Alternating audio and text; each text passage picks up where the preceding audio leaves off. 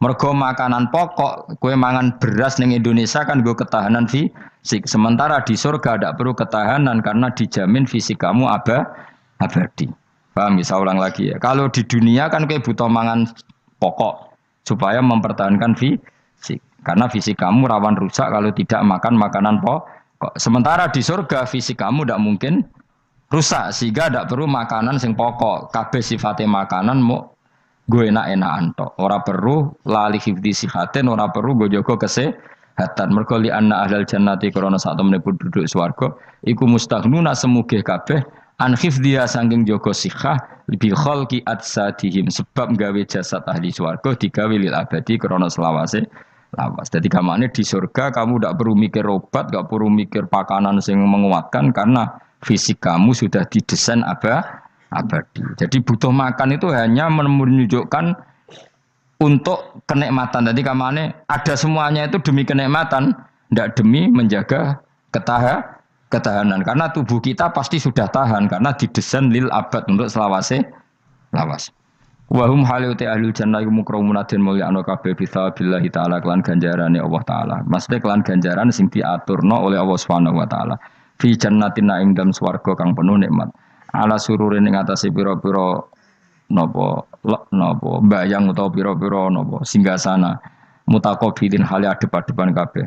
Layar ora ningali sapa badung sebagian wong akeh kofa badin ing jitoke sebagian sing liya. Jadi kamane ahli swarga iku ora ana wong ngungkur-ungkuran lho. Dadi semua kalau ketemu madhep ora kaya ning Jawa. Nek ora cocok mungkur. Iku ning donya, nek ning akhirat wis kabeh ketemu wani madhep. Artinya wani madhep enggak ada masalah. Corong Jawa kan ngoten. Wong iku diutang aku, nak ketemu ora madhep. Wong iku tahu bodoni aku, nak ketemu ora madhep. Di Jawa itu kan bahasa itu sudah benar. Orang itu punya utang saya, sehingga kalau ketemu saya tidak berani tatapmu muka. Nah di surga itu kalau ketemu berani tatap muka, artinya apa? Antar mereka tidak ada masalah sama sekali. Yutofu dan iderno atau diidarno alaihi mengatasi ahlul jannah ya ala kul dan saben-saben suci minhum sangi ahlul jannah apa bikasin kelawan gelas. Wa ta'al kasu alina iku ada bisa robi klan ono isine minumane kasu. Min mainin saking arak sing seger. Min khamrin tegese arak ya jri kang lumaku apa ikla khamr ala wajil ardi ing atase bumi jabani bumi kan haril mak kaya dene sungene banyu. Dadi arak diharamno ning donya mergo soben dihalalo ning akhirat. Dadi malah ana ancaman sing ngombe arak ning donya ora bakal ngombe teng napa akhirat ya kecuali kalau mau tobat. Bedoa terputih, asad tegese banget apane badan putih minal laban dibanding susu. Ladatin terenak eladi dah tegese enak li syaribin kudu sing ngombe. Bi khilam bi khamri dunya kelan beberitani arak dunya fa inna khamrat dunya iku karihatun iku ora nyenengno ing dasurbi nalikane dinombe. La fiha ora ana iku tetep ing dalem khamrah. Haulun utawi dadekno mabuk ma tegese perkara yahtalu kang iso ngilangno apa mauku lahum ing akale wong akeh. Arak-arak di akhirat nanti itu tidak arak yang memabukkan.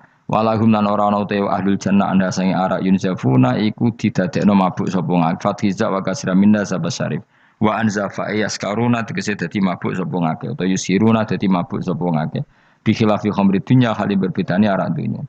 Jadi mereka ngombe arak tapi tidak mabuk. Mereka punya bidadari banyak tapi ora selingkuh ora darani zina. Mulane ning donya ora usah zina sampeyan ning akhirat ana bidadari akeh. Wayu ora usah bayarno. Wis ayu ora cerewet ora njaluk blonjo supaya penak lah soe. Ning donya serapati ayu njaluk blonjo ngomel aduh ribet. Mesti bojomu ora bojoku. Wa indahum qasil. Tapi ngalami kabeh ora apa-apa sunnatullah napa? Ben seru menapa? Tapi sepi lho. Omah esuk-esuk ora ono ngamuk sepi. Tapi angen-angen ya bener. Ben napa? Omah iku hidup. Omah iku napa? Wa indahum qasiratut tarfiin. Wa indahum lan iku ana ing sanding ahlul jannah qasiratut tarfi utawi bidadari sing pandangane iku terbatas. Manane habisatul ayun tegese muk membatasi pemandangan ala azwajina ing atase bojone bidadari. Dadi ning swarga bojomu ayu enggak pernah memandang cowok lain. Gak kepikiran delok wong liya. Ora usah mbok takono. Nek ning donya piye Gus? Takono dhewe kowe takon. Wong sing alami kowe kok takok aku. Layang durna ora ningali sapa para widadari la ghirihim maring liyane bojone li husnihim krana apike bojone mereka indauna ana ing sandinge widadari. Dadi widadari ku didesain Mau roh gantenge wong mau bojone tok. Nak roh wong liya mbok ketok opo pokoke roe ku nak sing apik ya bojone tok. Nak ning donya piye coba takokno. Nak ning donya kan bojom sering istighfar. Nah nasibe aku wis nduk bojo ngene wis ngono terus. Sampai ngandani anak sing perawan ngene, "Nduk kowe buka-buka aja ngalami koyo aku." Mateno wong tenan. Muji bojone wong liya ora tau gelem muji bojone dhewe. Lah nek takok, "Lah kok ngono, Gus? Kowe lah tekem ya ngono." Ndi bojo iku ngeluh. Lah iya akhirnya diwales pangeran bojomu untuk kowe ya. Lha kowe dhek lakonane ngono. Wah, tangga kabeh bojone ayu kok aku tok sing bisa terusno dhewe-dhewe. Wae kabeh dihisab dhewe-dhewe. Dadi widadari kelakuane ra ngono piye? Membatasi matanya hanya untuk suaminya karena mereka tidak pernah melihat kebaikan selain suaminya. Nah, nek di bojo ngono berarti min ahlil jannah. Ya mau cuancang ning kamar iku bener ora wong liya. Ben sing ganteng kowe tok jan sing lanang kowe tok. Tapi dianggep wong stres ya. Kena undang-undang saiki penjara. Ngajak bojo ora gelem kok peksa napa? Iku mesti bojone ayu sing akeh mlebu penjara. Nek bojone elek kan padha ora gelem.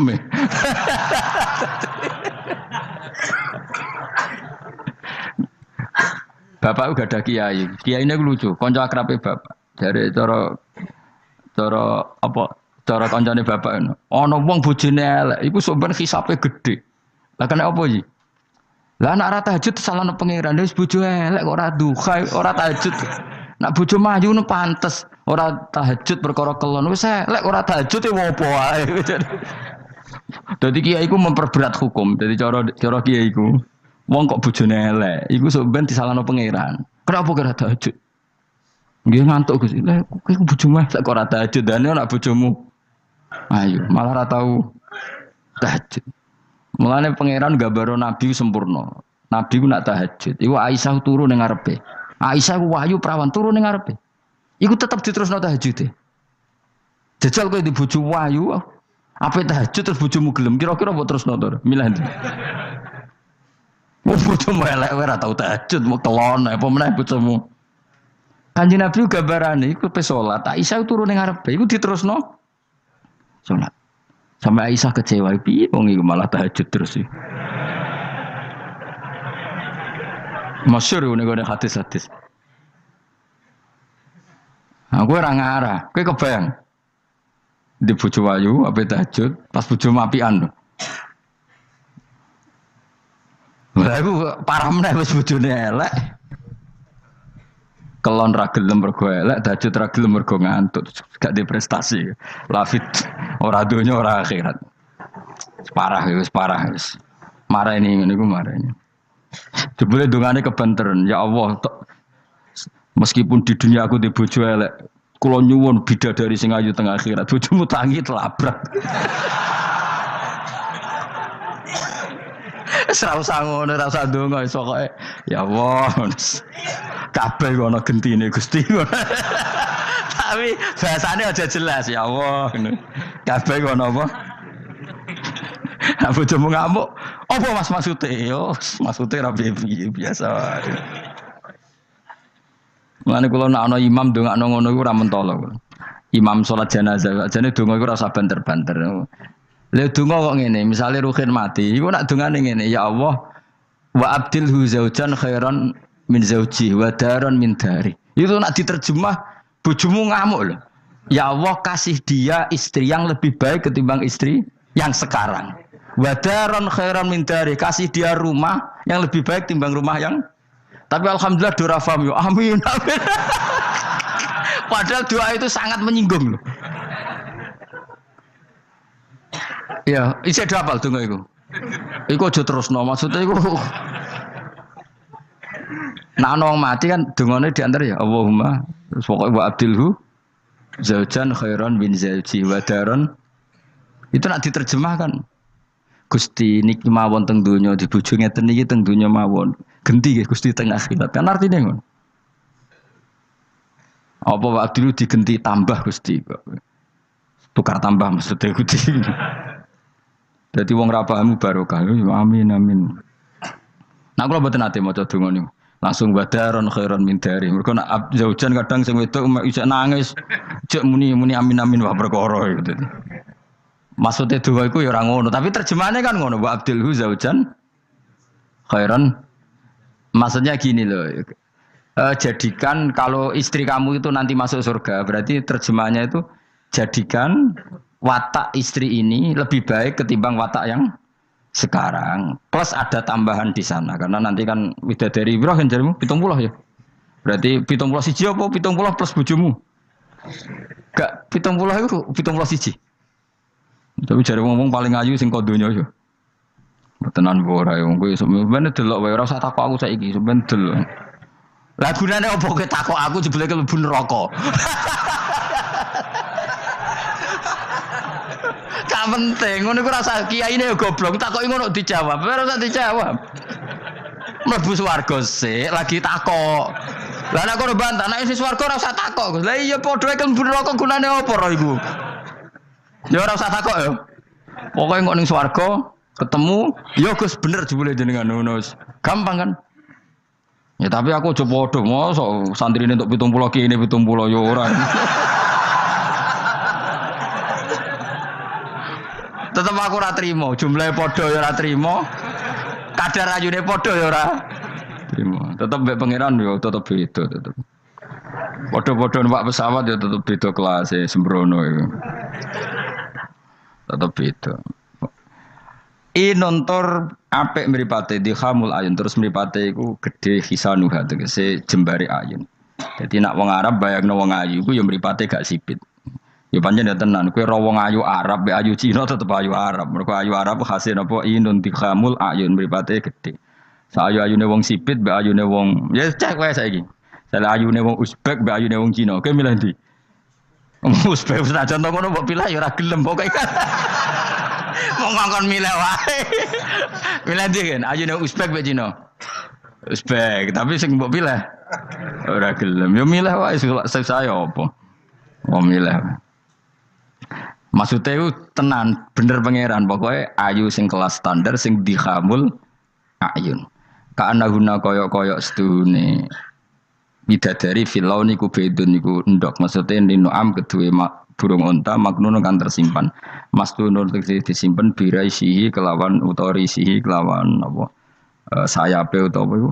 Iku lho sing bulune ikilah an-nu'am. Maksudnya koyok endok putih sing terselip utawa tertutupi oleh bulu. Maksudnya indah.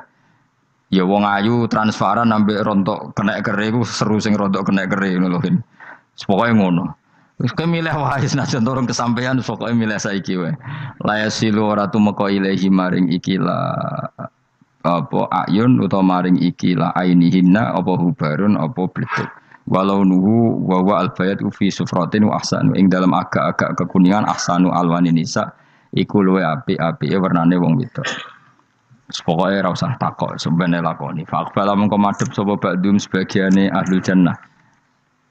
Ba'du ahlil jannah tegese sebagiane ahli swarga madhep ala ba'din ing atase sebagian yata sauluna hale saling takok sapa ahlul jannah.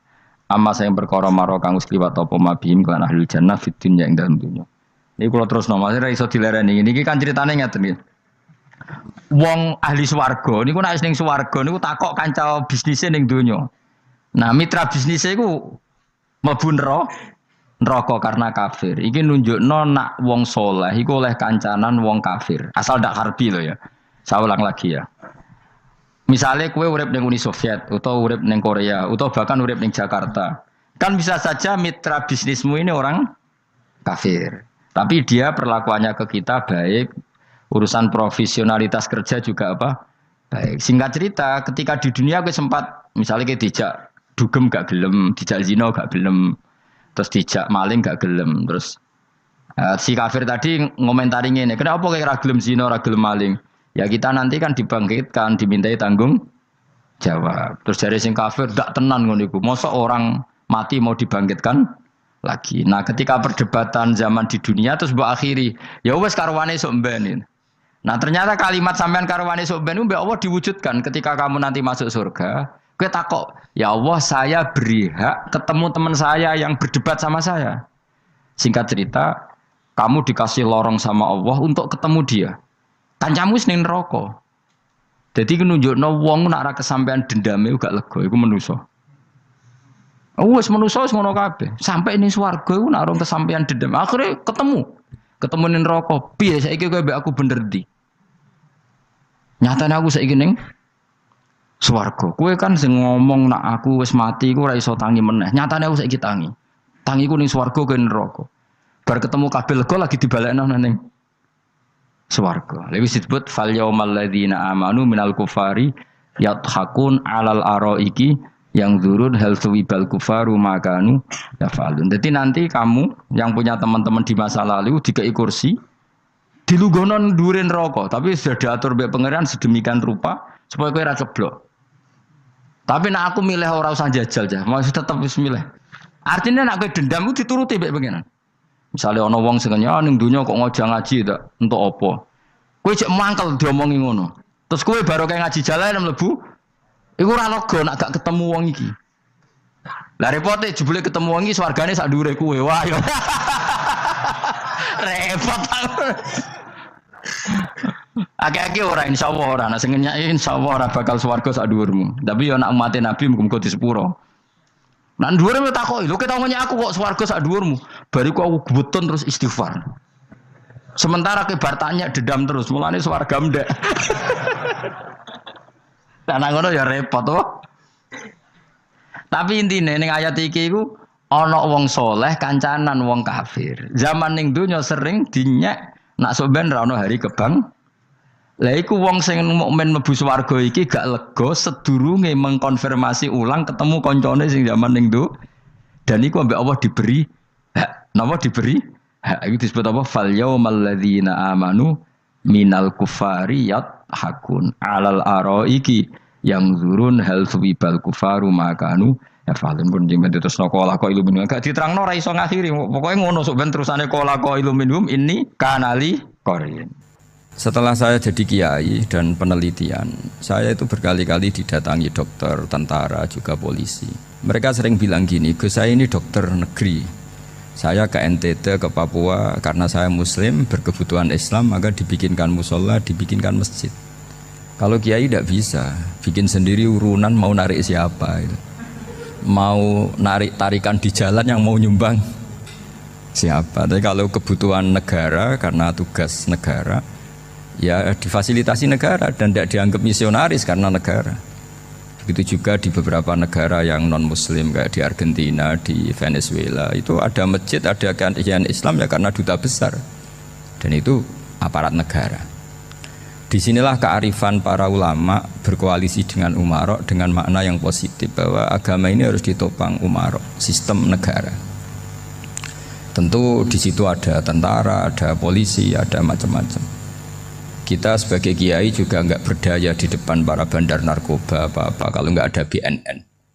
Kita mau apa dengan korupsi kalau enggak ada KPK. Sehingga kearifan para guru-guru kita, mulai Mbah Maimun, bapak saya sendiri, NU, Muhammadiyah, semua ormas-ormas Islam itu pasti maulah kerjasama. Karena kita siapa ya? Kalau enggak kerjasama. Dan di antara pesan Rasulullah SAW adalah yaduwahi ma'al jamaah. Jadi apa ya, kebersamaan itu sudah berkah. Fa inna yadallahi ma'al jamaah. Jadi berkah. Lalu kenapa saya kalau ngaji bawa kitab? Ini agak sebetulnya itu lazim. Lazim itu suatu yang harus. Tapi karena kelamaan mubalek itu tidak pakai kitab. Seakan-akan bawa kitab itu yang aneh. Sebenarnya aneh mereka. Karena begini logika simpelnya ya. Umat Nabi ini berhak dapat apa coba? Berhak dapat warisan yang paling luhur, paling hebat, paling jernih. Apa itu Quran dan hadis?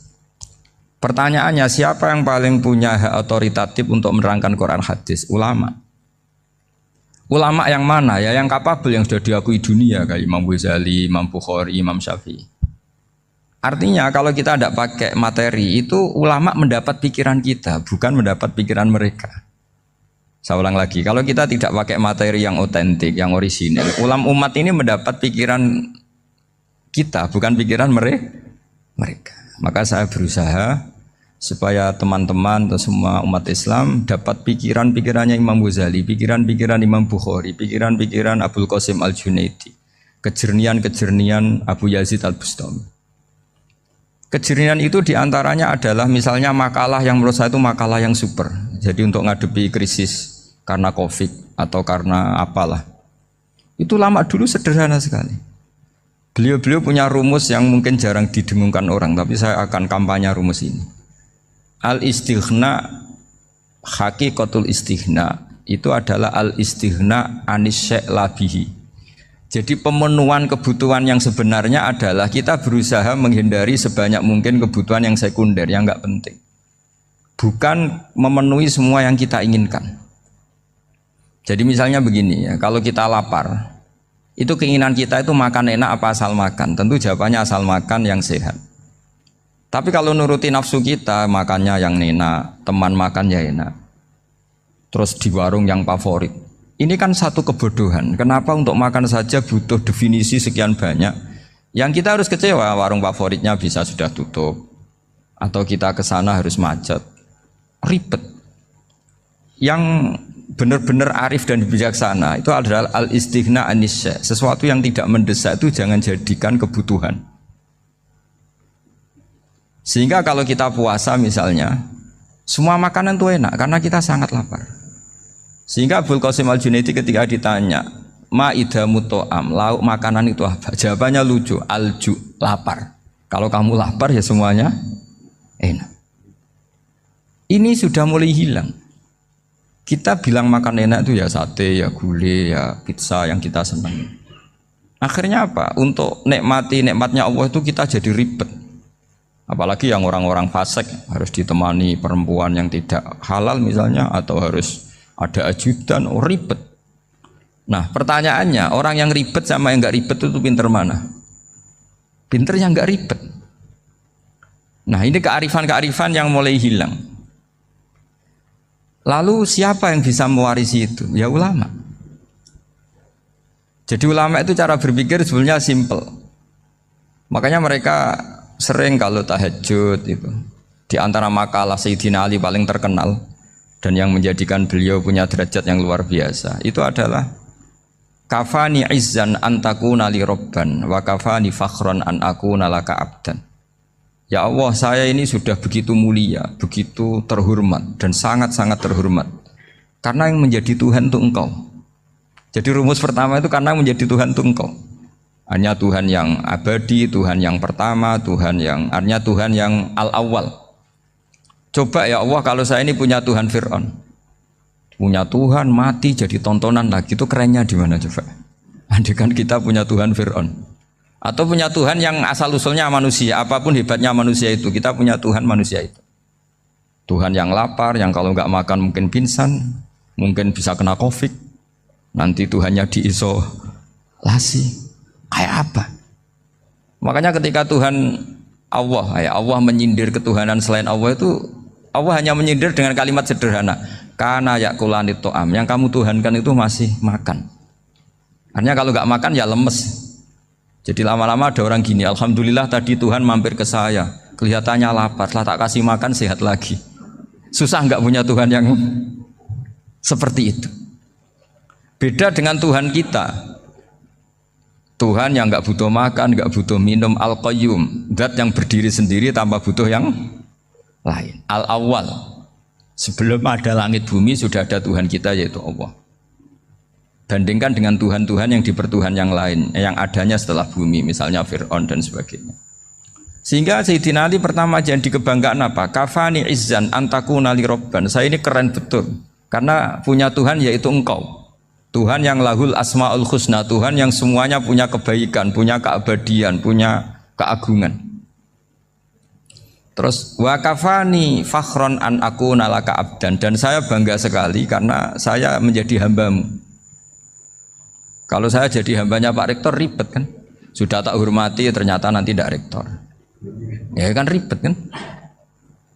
Terus pokoknya ribet. Jadi budaknya manusia itu ribet. Makanya ada seorang wali datang ke temannya yang jadi presiden atau jadi raja. Datang ke situ karena tidak punya uang, mau minta uang karena temannya raja. Setelah sampai sana ternyata temannya ini karena orang soleh pas berdoa, ya Allah saya minta ini, minta ini, minta ini. Terus si wali tadi pulang. Tanya, kenapa kamu pulang? Ternyata dia sama, masih minta-minta kayak saya. Jadi sederhana deh. Sama-sama minta kamu, minta zat yang kamu mintain katanya. Jadi dulu itu orang itu sebegitu dekat dengan Allah.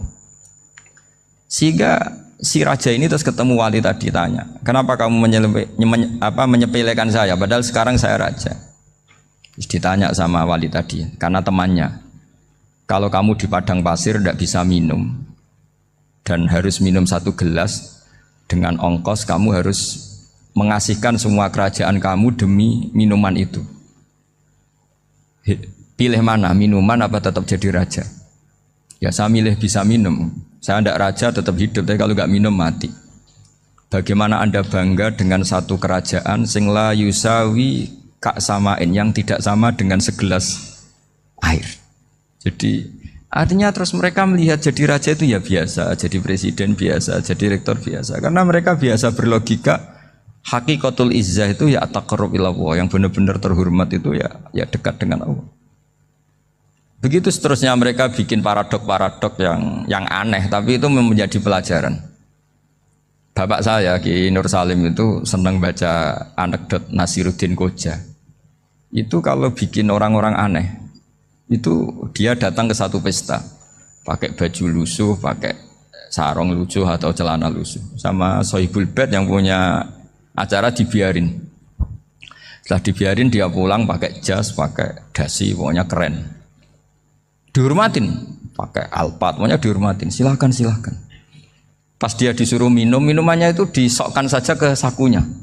Jas, kamu harus minum yang banyak, karena kamu yang dihormati, bukan saya. Terus makanan ya semuanya diletakkan di saku, ada yang apa? Ayo kamu makan yang banyak. Alpatnya juga gitu, dikasih sate apa? Ayo kamu makan yang banyak. Mereka tidak melihat saya, melihat kamu. Akhirnya orang satu pesta itu istighfar semua, berarti kita ini salah. Terus dia pidato, kenapa kamu uang gitu? Tadi saya datang, orangnya sama. Gara-gara beda pakaian, penghormatannya beda. Berarti yang berhak dapat makanan ini jasa ya, bukan saya. Betapa naifnya kita sebagai orang. Ternyata kita masih hormat sesuatu yang seperti itu, yang atribut lah.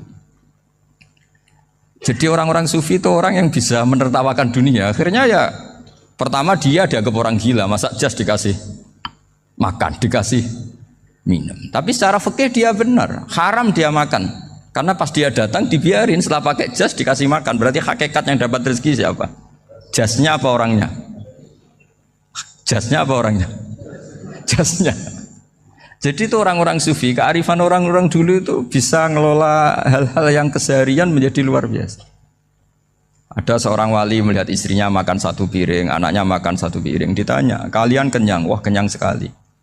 Melihat anaknya minum kopi 1 cingkir, senang. Kalian senang sekali.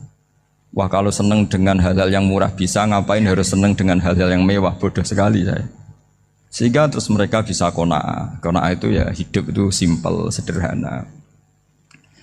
Jadi tentu saya tidak akan ngomong yang muluk-muluk, selain itu tidak bidang saya juga apa ya. Kita ini butuh obat di kondisi Covid seperti ini, butuh kesederhanaan, butuh apa ya? Istighna tadi, kita harus istighna billah an ghairillah. Jadi sudah cukup bahwa Allah ini segalanya. Sehingga tadi saya dengarin himnenya Unisula, yang paling saya kagum adalah dimulai dengan kalimat-kalimat thayyibah. Di antara tugas suci Nabi Ibrahim dan semua nabi adalah wa ja'alaha kalimatam baqiyatan fi aqibi. Nabi Ibrahim itu nabi yang diberi gelar Allah. Dia adalah nabi yang menjadikan kalimat tauhid itu kalimat yang abadi. Fi akibih, di anak turunnya, di semua generasinya, baik anak turun karena gen maupun karena pembinaan, karena pendidikan.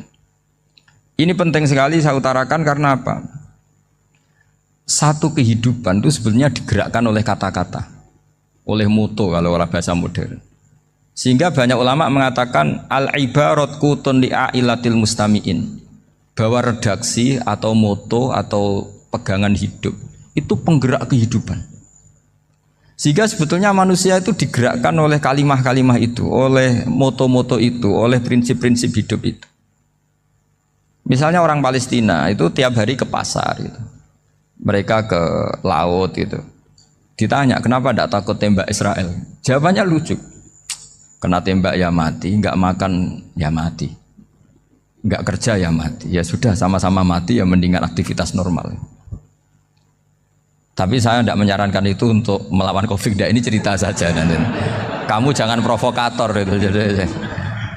Karena ini wilayah sensitif. Jadi banyak orang yang poligami. Kalau ditanya alasannya gitu, istri satu ya cerewet, dua ya cerewet, mendingan 4. Ya banyak ya gitu. Tapi ada yang kebalikan, istri satu cerewet saja hampir jantungan, apalagi 4, tinggal matinya kan gitu. Itu semua yang menggerakkan itu kalimat. Kalimat itu satu pegangan. Banyak orang loh yang nggak ingin jadi rektor tuh banyak loh Pak Bejo. Jangan kira semua dosen ingin jadi rektor. Melihat rektor sibuk rapat, mempertahankan reputasi Unisula, terus sering pegang kepala. Ngapain repot-repot? Jadi tukang sapu aja dapat gaji, ngopi, rokokan, selesai. Bodoh amat jadi rektor, mikir orang banyak. Banyak loh orang yang nggak ingin jadi presiden tuh banyak. Karena ngopi nyaman, nggak ada yang ganggu. Mau tidur sampai jam 9 siang juga nggak ada yang ganggu. Sehingga mereka melihat pegawai negeri itu gak keren, orang kok diatur jam, disiplin. Itu memang cara Allah membagi rahmat. Mau kamu apakan coba? Cara syukurnya dia seperti itu. Bapak saya dulu tuh sering ngajarin saya, diajak jalan-jalan pagi-pagi. Melihat orang ngopi, makan uduk itu bapak seneng. Kok enak jadi wong awam. Ngene esuk-esuk nyemak bocah kesel kabeh kono enak ngopi rokokan. Bapak kadang iri sama orang awam itu iri. Sudah gitu berharap masuk surga kan enak sudah gitu. Tahu-tahu mati, tidak tahu ke surga apa ke neraka ya tidak tahu. Jadi nah, orang dulu itu orang yang bisa mensederhanakan dunia. Sehingga ya sudah cara bahagia. Makanya saya alhamdulillah saya ini kerjasama sama UII sama beberapa kampus. Memang amdan itu sengaja. Kampus itu ya punya sistem yang nggak bisa mewakili sistem kiai. Kiai juga punya sistem yang nggak terwakili oleh kampus, juga sebaliknya saling melengkapi. Saya sering ketemu rektor UII, rektor kampus-kampus Islam. Mereka cerita, Gus pendidikan pondok harusnya dimodernkan gini-gini. Saya bilang, kalau pondok modern kayak kampus itu nanti saya ketemu Allah tidak bisa jawab. Kenapa Gus? Saya beri contoh gini. Kalau misalnya perempuan perawan lah atau apa saja, pokoknya perempuan mau tanya tentang menstruasi atau haid. Kalau semuanya sistem kampus, dia harus kuliah dulu, registrasi dulu, kuliah dulu, bayar dulu, dan dapat jawabannya nunggu mata kuliah pas itu. Bandingkan kalau sistem pondok, saya tuh sering ke pasar sama anak saya dicegat sama ibu-ibu. Gus, anak saya ngalami gini-gini, keluar darah terus menerus, nggak 6 hari tapi 1 bulan penuh. Itu hukumnya apa Gus ya? Nanti saya mau sowan ke jenengan. Nggak usah sowan, di sini aja. Ya sudah, sebelum mengeluarkan darah yang rutin seperti itu biasanya haidnya berapa hari? 6 hari, ya sudah ikut yang 6 hari, yang lainnya istikhadah. Ngoten tok Gus, ya udah ya. Begitu terus di masalah udhiyah. Ya coba kalau semuanya pakai sistem kampus, daftar dulu, bayar dulu. Jadi ini nggak ada jawabannya, nunggu mata kuliah itu baru dapat jawaban. Itu biasa nggak sholat bertahun-tahun karena belum ada jawaban tentang itu. Nah itu kalau misalnya orang mati, tahunya cara apa memulasara jenazah itu nunggu kuliah dulu, pas mata pelajaran itu dulu, baru menangani orang mati. Berarti orang mati itu tergeledak semua. Tapi kalau kiai kan enggak. Kesini orang mati terbakar, kalau dimandiin malah badannya copot-copot, itu gimana hukumnya? Ini ada orang mati Gus Kendat, ini disolati apa enggak? Ada orang mati apa itu oplosan ya kan? Itu disolati enggak? So sering ditanya gitu. Gak usah registrasi Pak Rektor, gak usah registrasi, gak usah daftar, gak usah seminar. Makanya kalau orang kampus wani kiai itu ya kualat tenan itu, karena ini yang on time ya. Tapi pondok seperti saya ya ikrar seikrar-ikrarnya pentingnya kampus karena melatih efisiensi waktu, disiplin, tata kelola manajemen sehingga kita ya hormat. Tapi tadi kita harus saling melengkapi sehingga saya tunjukkan ke publik bahwa saya hormat sekali sama polisi, sama tentara. Coba kita bisa apa ngadepi bandar narkoba kalau enggak polisi? Bisa apa coba menjaga NKRI kalau enggak tentara? Begitu juga ya sudahlah kita memang fa inna yadallahi ma'al jamaah, kita berkah itu kalau bersama-sama. Enggak bisa kita sendiri. Nah lalu orang kayak saya itu ya beberapa kali sebetulnya saya itu ditawanin jadi dokter honoris causa apa. Kekhawatiran saya satu, takut pas nggak punya uang. Itu dokter gak di duit kan nggak pantas gitu. Jadi repot gitu, daripada beban lah sudah lah, nggak usah dokter. Jadi kalau nggak punya uang ya pantes, terus kalau ngebis ya pantes. Suatu saat kalau mati nggak ada yang hadir ya pantes, nggak dokter gitu. Kalau sudah dokter kok masuk neraka, dokter kok masuk neraka, kayaknya apalagi rektor kampus Islam kok masuk neraka itu kan kok kayak nggak pas itu. Misalnya rektor lah ditanya mungkar nakir, nggak bisa kan kayak gimana gitu. Makanya harus sering ngaji saya supaya nggak malu di depan mungkar nakir. Masa rektor ditanya mungkar nakir nggak bisa. Harus berani bentak. Ini saya rektor loh Pak mungkar nakir. Masa kalau wali-wali dulu berani. Masyhur di cerita wali-wali ditanya marabbuka manabuka. Saya ini guru tauhid. Kok kamu tanya marabbuka manabuka yang ngelotok? Kok kamu tidak pernah ngaji enak aja tanya.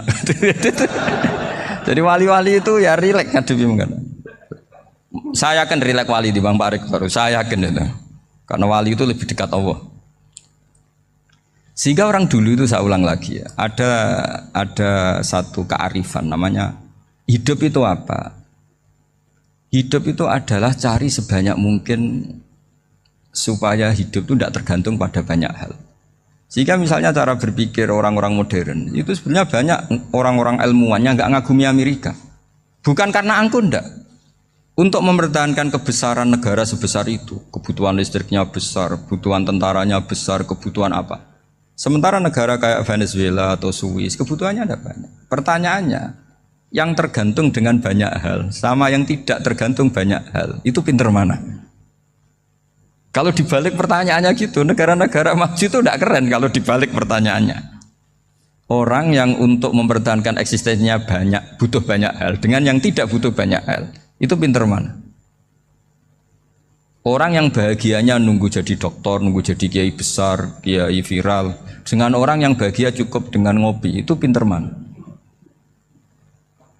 Tapi kalau dibalik pertanyaannya, orang yang tahunya nikmat hanya kopi, dengan nikmat yang banyak, pinter mana? Makanya Mbah Mun itu kalau guyon itu lucu. Aku iku sakake ambek wong desa sing mlebu swarga. Saya dulu eskal mlebu swarga kok disakeni. Akhirnya beliau memberi penjelasan. Wong desa iku roe pakanan enak, iku mau kopi mbek uduk. Lah swarga iku mau nuruti sing dikarepno. Akhirnya semua mangan wis ngopi, nguduk, ngopi ora roh pakanan liyane iku ora roh. Nasi mandi ya ora roh, pizza ya ora roh apa-apa. Terus saya bilang, wah lah niku nak nganti selera tentang wanita cantik. Iku juga sederhana. Rodok pesek ya wis cantik, rodok ireng ya wis. Apa bidadarinya seperti itu karena saking enggak pengalamannya. Jadi surga itu kan nuruti apa yang diinginkan. Kira-kira keinginan orang kampung kalau di surga itu apa coba? Makanan apa coba? Ya, nak senangnya ketemel gemblong itu. Artinya malaikat lebih suka nangani surganya orang-orang kampung di Bang Pak Rektor. Ini sudah ribet ini. Makanan apa saja sudah harus dicoba ya. Terus kalau di mall tahu orang macam-macam, seleranya macam-macam pasti. Enak mana kalau sampai jadi malaikat pelayan surga? Suka ngelayani orang kampung apa yang orang kota? Orang kampung kan? Jadi ya itu guyon ya, guyon tapi itu menjadi pikiran kita bahwa orang yang banyak kebutuhan itu sebetulnya banyak kebodohannya karena menggantungkan kebahagiaannya dengan banyak hal. Makanya Imam Syafi'i ngendikan istighna itu apa? Al-istighna anisya'labi. Yang dikatakan kecukupan adalah berusaha sebanyak mungkin banyak hal tidak kamu butuhkan. Bukan memenuhi semua kebutuhan kamu. Karena nafsu kamu ini tidak ada batasnya gitu. Kalau kamu penuhin nggak akan selesai. Itu ada perempuan yang kurang cantik, itu minta doa saya. Gus doain suami saya kaya. Terus tak guyonin, terus nggak minta. Kalau suami kamu kaya, yang pertama dirubah itu apa? Rumah supaya rumah saya bagus. Kedua apa? Mobil supaya mobil saya bagus. Nanti yang dievaluasi itu kamu.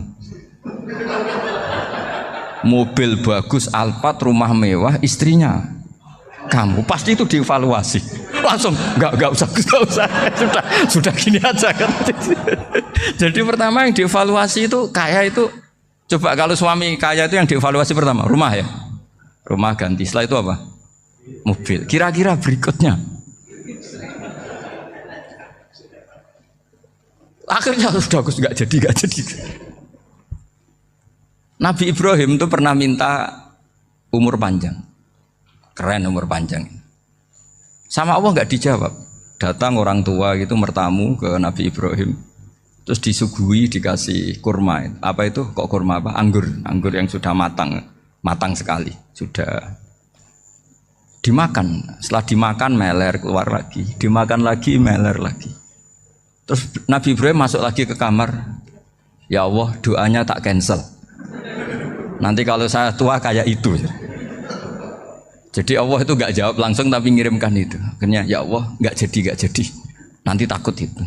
Saya pernah ngalami jadi kiai tadi, ada ibu-ibu ya kurang ya nggak pati cantik lah. Suaminya tuh miskin sekali. Minta doa saya supaya kaya. Bareng tak kasih pertimbangan itu udah nggak usah nggak jadi itu.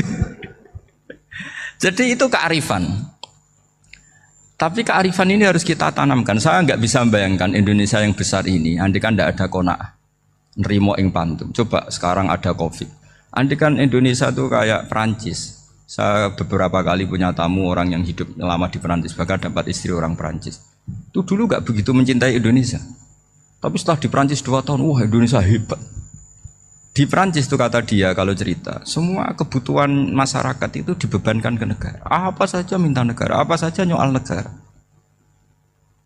Sementara Indonesia, coba kalau Indonesia mengalami seperti ini kok tidak ada qanaah rimo ing pantum, bisa kios Indonesia. Orang miskin nyalahkan negara, kelaparan nyalahkan negara, apa saja. Tapi barokahnya dididik kiai, jogeman nyalahno wong liya. Urip pun romo ing pandum, diame. Sampai gak ngerti kalau Covid. Banyak tuh orang-orang kampung itu, orang lugu-lugu itu. Mbah niki saking Covid, salam ning Covid, muga-muga umure panjang.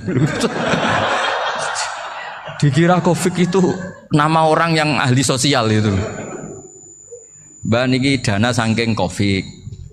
Matur nuwun sampekno salamku, muga-muga umur panjang. Bingung kan yang nganterin ini. Ini gimana yang mau menjelaskan? Memang nggak paham,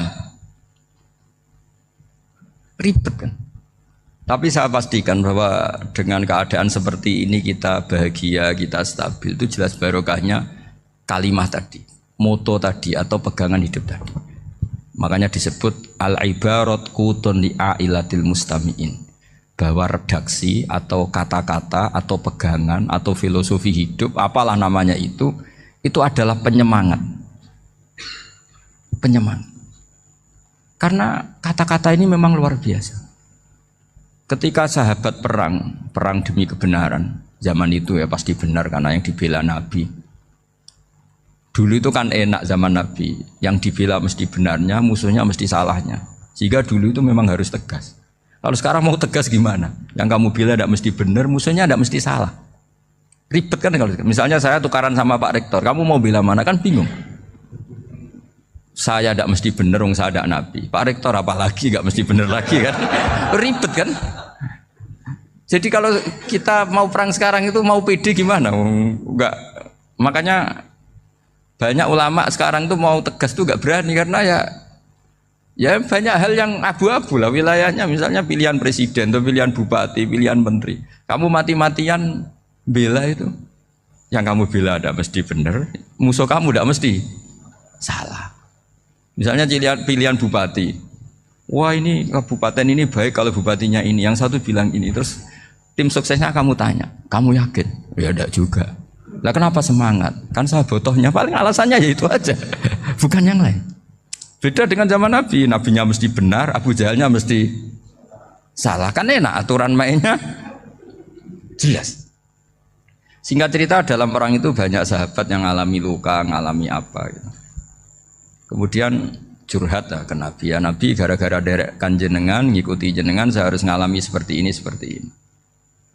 Ngiranya orang itu diapresiasi sama Allah keluarnya. Ternyata sama Allah gak diapresiasi. Malah diturunkan ayat intakunu ta'lamuna fa innahum ya'lamuna kama ta'lamun wa tarjuna minallah ma'ala yarjun. Kalau kamu sakit karena perang, orang-orang kafir itu ya sakit, itu saja berani padahal demi kekafiran. Wa tarjuna minallah ma'ala yarjun, padahal kamu punya nilai lebih yaitu berharap kepada Allah yang mereka tidak punya. Saya jadi kiai itu ya kadang mangkel. Karena yang benci ya benci, yang seneng itu ngel-ngel loh kayak Pak Bejo. Jadi semuanya ribet. Lah iya, yang benci ya ganggu, yang seneng ya ganggu, tambah nemen. Seribet. Tapi kalau sudah ingat bandar narkoba, mereka berhadapan dengan polisi, kadang ditembak karena kesalahannya terlalu fatal. Antar persaingan mereka juga bisa tembak-tembakan karena merebut pasar narkoba. Itu saja mereka berani. Kok kita yang jadi kiai kadang dicium tangannya, dihormati gak berani, hanya takut apa ya, musibah-musibah kecil atau problem-problem kecil. Lah iya, kalau kita bandingannya gitu. Kalau kamu mau tahajud kedinginan, itu masih nanti dihisap Allah itu gitu. Maling ayam itu keluar malam-malam, hanya dapat ayam. Itu gak takut dingin. Ya gak takut digebuki masa. Kamu mau tahajud saja takut dingin. Makanya nanti hisapnya orang soleh itu nanti dijajarkan orang dolim. Terus diperbandingkan. Wah itu habis kamu kalau itu. Jadi misalnya Unisola mau rapat, tapi ini malam, kalau malam dingin nanti sama masuk angin. Wah anak-anak pang di perapatan aja berani kamu. Kalau sudah perbandingannya gitu tuh ribet kita nanti. Makanya itu kalimat itu moto atau filosofi hidup. Sehingga diulang lagi nasihat itu. Iyam saskum korhun fakodu masal koma korhum mislu. Kalau kamu kena luka, orang-orang yang nggak benar juga akan kena luka. Itu aja berani demi ketidakbenaran. Masa kamu demi kebenaran nggak berani? Akhirnya orang itu, ya itu kalimat, itu heroik. Makanya kita ini penting ya. Makanya tadi himne Unisula dimulai kalimat thayyibah. Karena kalimat ini yang menjaga kita kalimat ini. Misalnya tentang Tuhan. Kenapa orang Islam imannya kokoh seperti ini, termasuk yang sudah hidup di Amerika, di Australia, di mana-mana. Itu ya barokahnya ajaran atau barokahnya kalimah. Saya sebut kalimah saya pakai bahasa santri. Karena la ilaha illallah itu dalam tradisi santri disebut kalimatu haqqin alaiha nahya wa alaiha namut wa alaiha nub'ats. Ada yang riwayat wa biha nub'ats insyaallah taala minal aminin. Kenapa mereka di mana-mana meskipun sekolah di Amerika, di Australia, bahkan di Uni Soviet tetap mukmin? Itu barokahnya ajaran yang benar. Allah itu siapa? Tuhan. Tuhan itu sifat dasarnya apa? Awal. Dia harus wujud awal sebelum makhluk yang lain. Sehingga ketika ada negara yang maju, yang tertib, manajemennya tertib, masyarakatnya makmur, tapi punya Tuhan yang tidak seperti itu, tidak awal, itu sudah gak nyaman. Karena ndaklah keren Tuhan saya, karena Tuhan saya itu al-awwal, zat yang pertama. Tuhan saya keren lah, zat yang nggak mati. Tuhan yang nggak mati, yang nggak pernah mengalami kematian. Sehingga tontonan atau yang dilihat kenikmatan-kenikmatan yang lain ini tidak mengubah dia pendirian tentang Tuhan. Karena mantapnya satu kalimat tadi bahwa Tuhan itu ya harus satu, harus awal, harus tidak mati, tidak rusak, tidak mengalami apa-apa yang membahayakan. Sehingga ketika ditawarin Tuhan yang lain meskipun menjanjikan secara finansial atau kemakmuran, mereka gak tertarik. Itu coba, itu barokahnya makmur apa barokahnya ajaran? Barokahnya ajaran. Sering negara Islam itu kalah makmur dengan mereka, tapi barokahnya ajaran ini tetap apa? Tetap Islam. Makanya Nabi Ibrahim, Nabi yang sukses bikin wa ja'alaha kalimatam baqiyatan fi aqibi. Sehingga kita ini bekti sama orang tua misalnya, itu ya karena ajaran. Suwargamu itu karek wong tuamu. Nak wong tuamu ridho, Allah ridho. Nak ora ridho, Allah ora ridho. Ridho wa fi ridhol walidain wa sakhatu wa sukhtu wa fi sakhatil. Sehingga ketika ada orang tua yang agak brengsek gitu, anak-anak tetap hormat. Punya orang tua yang miskin, yang sudah miskin, tukang tombok nomor, banyak kan di kampung gitu. Ya tetap hormat. Coba kalau dari awal kita ngajari orang tua kamu hormati ya, kalau baik, kalau tidak usah. Bisa geger Indonesia. Tapi barokahnya ajaran-ajaran itu Indonesia tertib karena ada ajaran. Nah ini di sini pesantren dan Unisula semua harus berkontribusi membuat ajaran yang benar itu adalah ciri utama Islam. Sehingga Islam ini dimulai dengan ajaran kalimatu haqqin alaiha nahya wa alaiha namut.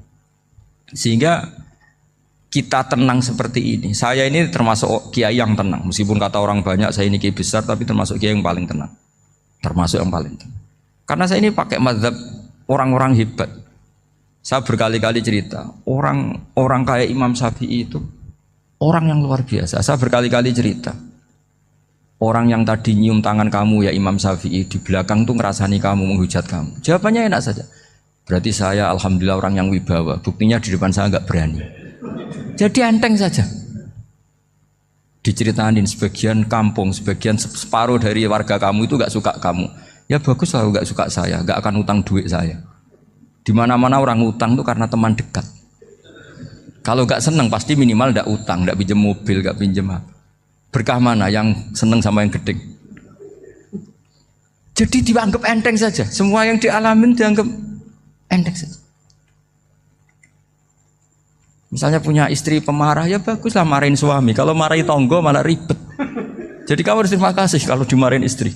Baguslah marahin saya mah, kalau marahin tonggo ribet. Jadi enteng saja. Tapi kita sekarang tuh karena nafsu ya, sehingga menghadapi hidup ini ribet. Ulama dulu kalau mau mati itu senengnya bukan main. Sudah lama saya ini ingin gak maksiat. Kayaknya gak maksiat paling efektif itu mati. Ya tidak apa-apa Gusti, kalau sebaiknya mati ya mati aja. Enteng saja. Jadi melihat kematian itu akhir dari segala keburukan atau potensi keburukan.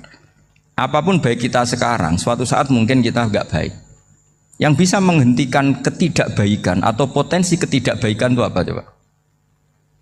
Mati kan? Berarti mati itu mengerikan apa menyenangkan? Mesti kamu tidak berani menjawab.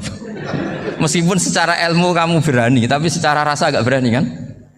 Saya ulang lagi ya. Yang bisa menghentikan keburukan atau potensi keburukan itu apa coba? Apa? Kematian. Berarti kematian itu menyenangkan atau menyusahkan? Apapun kamu tidak berani jawab karena kamu agak-agak duniawi itu kelihatannya. Tapi secara ilmu, kamu tahu kan kalau mati itu tidak buruk-buruk banget. Karena apa? Itu akhir dari segala keburukan. Sehingga Nabi ngajarkan kalimat itu begitu luar biasa. Allahumma ahyini maka natil hayatu khairan li wa tawaffani maka natil wafatu khairan li. Nabi melihat dunia itu begitu indah. Ya Allah, kalau saya ini hidup, anggap saja hidup ini ziyadatan li fi kulli khairin, menjadi modal saya menambah segala kebaikan. Jika suatu saat saya mati, anggap mawon rohatan li min kulli syarrin, itu akhir dari segala keburukan saya. Sehingga mati hidup ya baik karena di situ kita bisa berkontribusi beramal soleh. Mati juga baik karena mengakhiri segala keburukan. Nabi nate ngendikan lagi, ajaban li amril mukmini inna amrohu kullahu khair. Orang mukmin itu mengagumkan, semuanya baik. In asobathu na'ma syakara fakana khairan lah. Kalau baru dapat nikmat, dia syukur, maka itu baik. Wa in asobatu dorro sobaro, kalau dapat masalah mereka sabar, itu juga baik. Sehingga orang mukmin dua sisinya pasti baik. Itu juga kalimat, maksudnya moto atau pegangan hidup. Nah berikut ini saya beri contoh, ini kenangan saya, ini contoh terakhir. Masalah jadi orang terkenal maupun tidak. Di sini dicontohkan Imam Ghazali di halaman 367 di kitab saya 367, juznya 3 di kitab Ihya Ulumuddin. Di sini beliau cerita betapa untuk menjaga ikhlas sebaiknya orang itu tidak terkenal, tidak syuhrah, tidak terkenal. Oke, itu kita sepakat ya, karena kalau terkenal mungkin orang dipaksa publik dengan tanda kutip untuk selalu berbuat baik, tapi karena jaim lah, jaga image atau apa. Tapi ketika dibalik pertanyaannya, kamu rela yang terkenal itu orang nggak benar, sementara yang orang benar itu nggak terkenal. Lalu masyarakat taunya yang tidak benar. Kalau pertanyaannya dibalik gitu, orang baik wajib terkenal enggak? Kalau pertanyaannya dibalik seperti itu, dokter yang benar tidak terkenal, yang malpraktek terkenal. Kamu ingin kondisi seperti itu? Gak ingin kan? Kampus yang bagus gak terkenal, kampus yang bagus gak terkenal, yang gak bagus. Nah, artinya apa? Gara-gara olah kata, olah pikiran, ini logika jadi rubah. Lagi-lagi apa? Jawaban itu ada di kata-kata sebetulnya. Makanya bab-bab seperti ini tidak usahlah kita berdebat, berpolemik. Sebaiknya orang itu humul, menutup diri, apa sebaiknya orang terkenal, itu nggak perlu seperti itu. Sudah terserah Tuhan saja. Makanya saya mulai dulu ngaji sampai sekarang itu ya tidak punya punya ikon tertentu atau punya website tertentu, enggak. Sudah terserah pangeran. Sudah, saya enggak Saya juga tidak sok suci materialistik atau enggak ya tidak mikir saya. Bukan apa-apa ya karena saya ini kiai jadi biasa urusannya sama Allah tidak sama makhluk jadi pusing kalau sama sarah-sarahnya makhluk itu pusing. Meskipun rektor kalau nasihati saya pasti tidak saya terima itu tetap makhluk itu sudah ada ngefek kalau saya itu sudah ada itu. Bukan karena saya sombong ya memang makhluk betul gitu bukan cuma nasibnya bejo aja tapi makhluk tetap makhluk. Saya beri contoh ya. Ini makalah yang ditulis Imam Ghazali. Ya, i'lam aslahakallah anna aslal jah wa intisarus sayyid atau sayyidi wal istihar. Wa huwa mazmum itu. Balil mahmudu al khumulu illa man syaharahu wa ta'ala linasri dini min ghairi takallufi talabi syuhrati minhu. Jadi kalau kamu ingin ibadah kamu selamat ya kamu jangan terkenal. Tapi resikonya adalah kalau kebaikan itu tidak terkenal maka enggak dikenali. Kalau enggak dikenali berarti masyarakat hanya punya percontohan yang tidak baik karena yang baik tidak terkenal. Jadi itulah ulama-ulama dulu. Jadi apa-apa itu dibanding-bandingkan. Kemudian nanti kelihatan jawabannya itu kelihatan. Jadi ulama dulu itu biasa ngarang misalnya afatun nikah, sisi negatifnya nikah. Harus ngurmat istri, harus macam-macam kalau terlantar itu ya dosa. Seperti tadi Pak Marsudi cerita kalau orang ngapalkan Quran itu takut lupa, kalau lupa itu jadi dosa. Pertanyaannya kalau semua orang takut lupa, takut dosa, semua orang nggak hafal Quran karena potongan-potongan lupa. Cara berpikir tidak seperti itu. Kalau berpikir ya namanya hafalan ya inginnya hafal, kan nggak ingin lupa. Lah nanti kalau takdirnya lupa karena hal-hal yang dimaklumi oleh syariat itu enggak yang termasuk dosa. Yang dosa itu lupa takliwiri udhrin syar'iyyan, lupa yang tidak ada sebab yang apa? Syar'i. Tapi lupa bawaan EQ-nya tidak bagus. Lupa bawaan sering dibentak. Oh itu enggak masalah karena bawaannya orang tertekan itu ya lupa. Coba kamu hafal Quran. Terus punya kredit jatuh tempo. Pas hari itu aku yakin enggak cerdas sudah. Itu bawaannya orang tertekan itu pasti lupa. Jadi ya saya teruskan ya. Jadi terus ada makalah yang sangat bagus sekali tentang itu. Saya baca ya. Wa yadullu ala dzalika anna Allah azza wa jalla amaral anbiya'a bi idharil amali lil iktida wa khassahum bimansibin nubuwah. Wala yajuzu ayyudhanna bihim annahum khurrimu afdolal amalen. Jadi orang yang terlalu mendewa-dewakan khumul itu menutup diri. Oke itu baik karena dengan khumul, dengan menutup diri Anda tidak riya, Anda tidak pamer. Tapi kata Imam Ghazali, kamu juga harus ingat di antara syaratnya Nabi itu harus mengumumkan kalau beliau itu seorang Nabi. Harus memaklumatkan kalau beliau seorang Nabi supaya bisa diikuti. Caranya sholat harus diumumkan sehingga Nabi itu mengatakan harus jamaah. Karena dengan cara jamaah itu bisa shollu kama ra'aitumuni usolli. Coba kalau Nabi sholatnya nggak diperlihatkan, kamu harus sholat yang benar. Caranya gimana ya Rasulullah? Itu rahasia. Bingung nggak kira-kira? Bingung nggak? Ya misalnya amal rahasia selalu lebih baik. Terus ada pertanyaan, Nabi ngendikan kamu sholat yang benar. Caranya gimana Nabi? Ya itu rahasia. Terus gimana coba? Tapi Nabi ngendikan apa? Shollu kama ra'aitumuni usolli. Ya sudah kamu sholat, niru saya sholat. Berarti Nabi sholatnya diperlihatkan apa disembunyikan? Diperlihatkan. Jadi begitu juga saya berkali-kali bilang, orang tahu kalau itu bidan ya berdasar tulisan itu bidan. Tahu kalau itu dokter gigi ya itu dokter gigi. Jangan sampai gara-gara tidak ada tulisan mau beli alat bangunan di dokter gigi. Mau periksa gigi di toko bangunan. Gara-gara apa? Nggak ada maklumat. Nah, di sini ulama-ulama selalu memaklumatkan dirinya. Termasuk Imam Ghazali ketika ngarang kitab dinamai Ihya Ulumuddin, bahwa kitab ini bisa menghidupkan ilmu-ilmu agama yang mulai hilang. Begitu seterusnya. Jadi ini ngaji ya. Jadi orang itu harus ngerti. Jadi jangan nuruti emosi sendiri atau logika sendiri. Bahwa saya suka humul, ya monggo, agama Islam menyediakan sarana itu. Uzlah itu ya punya sisi kebaikannya sendiri. Tapi syuhrah terkenal asal tidak nuruti nafsu juga punya sisi kebaikannya sendiri. Setidaknya umat ini punya satu master kebaikan yang mudah diakses. Tapi tadi saya ulang lagi, jangan karena hadzun nafsi, jangan karena kepentingan pribadi. Makanya di sini disebutkan wa yadullu ala dzalika ay ala syuhrah anna wa ta'ala amarul anbiya bi izharil amal lil iktida. Allah selalu memerintahkan para nabi kalau ngamal kebaikan ya harus dimunculkan supaya bisa ditiru. Yaitu tadi kita tidak bisa bayangkan kan kalau misalnya Nabi menyuruh kamu harus sholat yang benar, kemudian sholatnya Nabi sembunyi. Kalau ditanya, Nabi saya niru siapa? Wah itu rahasia, kamu nggak boleh lihat sholat saya saat takut tidak ikhlas. Ribet kan? Sehingga jamaah itu statusnya tetap harus. Nah bedanya harus ini ulama berpendapat harus yang apa? Fardu kifayah. Tapi fardu itu maknanya harus. Tapi bukan berarti kalau nggak jamaah sholatnya nggak sah, nggak. Tapi statusnya jamaah tetap apa? Harus.